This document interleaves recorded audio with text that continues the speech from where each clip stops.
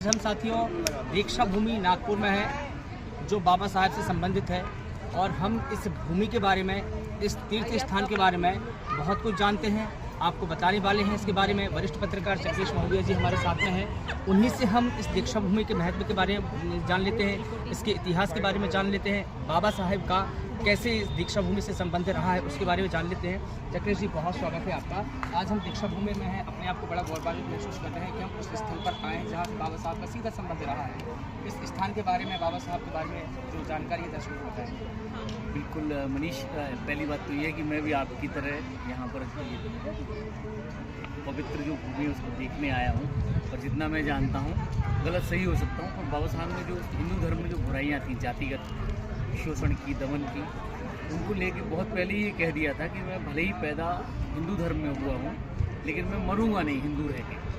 तो ये बात थी और उसके बाद संविधान लागू हुआ, उसमें उनकी बहुत बड़ी भूमिका थी।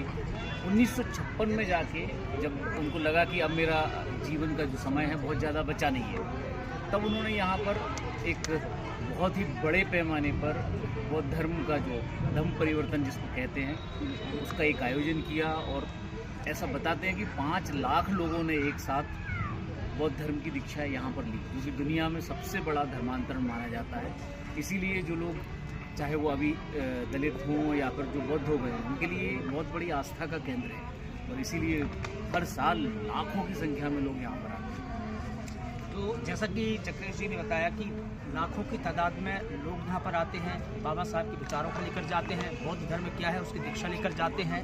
और ये बौद्ध धर्म का सबसे बड़ा तीर्थ स्थलों में से एक है, क्योंकि यहाँ पर बाबा साहब ने अंतिम क्षणों में बौद्ध धर्म स्वीकार किया था। न सिर्फ अकेले बल्कि लाखों अनुयायी उनके इस वक्त यहाँ पर मौजूद थे और ये वही स्थल भी है। ये ऐतिहासिक इमारत है, हम सबकी धरोहर है, राष्ट्र की धरोहर है, इसको सजाए रखना है। इसी के साथ नमस्कार, जय भीम।